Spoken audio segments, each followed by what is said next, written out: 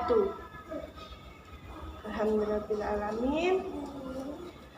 Bagaimana kabarnya anak-anakku yang solih-solihah pada hari ini?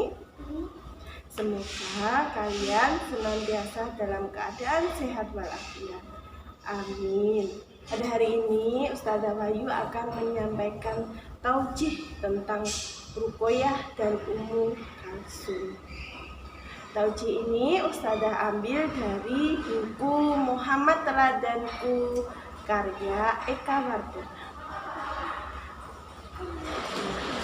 Yang Ustazah ambil ini adalah Muhammad Teladanku jilid 2. Nah, kemarin bersama dengan Ustazah Lia, kalian telah mendengar cerita tentang anak Rasulullah yang bernama Zainab. Hari ini Ustazah Wahyu akan melanjutkan dengan kisah putri Nabi Muhammad yang bernama Ruqayyah dan Ummu Kalsum.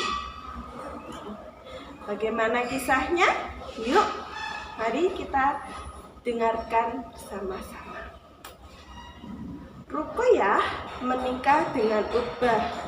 Sementara itu, Ummu Kalsum menikah dengan Utaibah. Utbah dan Utaibah adalah kakak beradik. Mereka adalah putra Abdul Uzza yang ketika Islam datang sangat keras memusuhi Rasulullah SAW dan para pengikutnya. Begitu kerasnya permusuhan mereka sampai kaum muslimin menamai Abdul Uzza sebagai Abu Lahab. Lahab berarti gejolak api. Anak-anakku yang tersayang, ketika Rasulullah mulai mendakwahkan Islam, Ruqayyah dan Ummu Kalsum jadi amat menderita. Hampir setiap hari ibu mertua mereka, Ummu Jamil, mencaci maki Rasulullah SAW.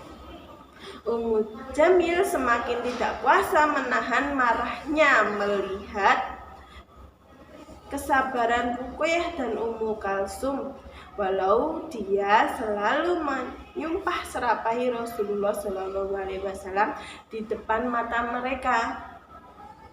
Setiap ada kesempatan, kemarahan itu pun segera mencapai puncaknya.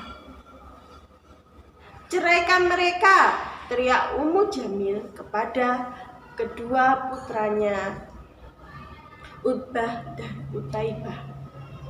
"Usir mereka dari sini," kata Ummu Jamil kembali. Utbah dan Utaibah pun menceraikan Ruqayyah dan Ummu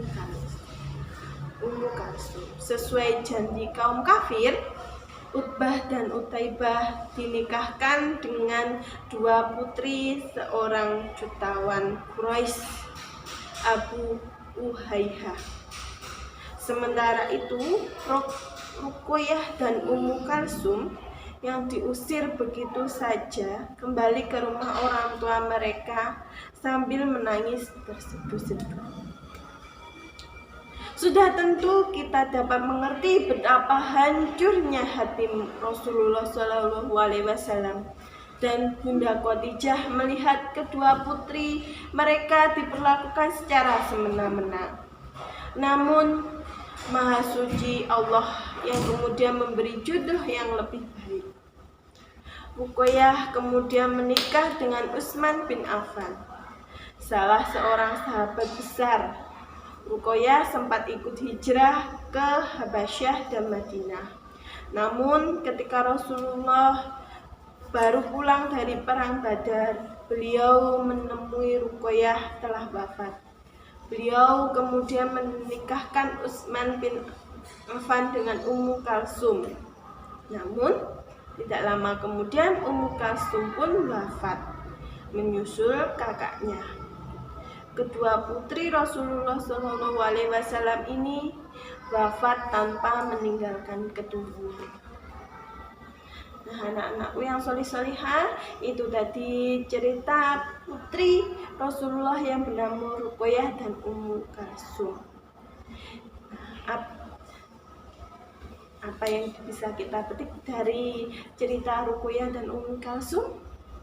Ya, kesabaran mereka dalam menghadapi ujian. Mereka sabar ketika dicaci maki oleh mertuanya dan sabar ketika diceraikan oleh suaminya karena suaminya memilih untuk di jalan yang tidak benar. Nah, begitu pula dengan kita anak-anakku yang solih-solihah, kita harus senantiasa bersabar ketika kita berdakwah untuk menuju jalan yang benar.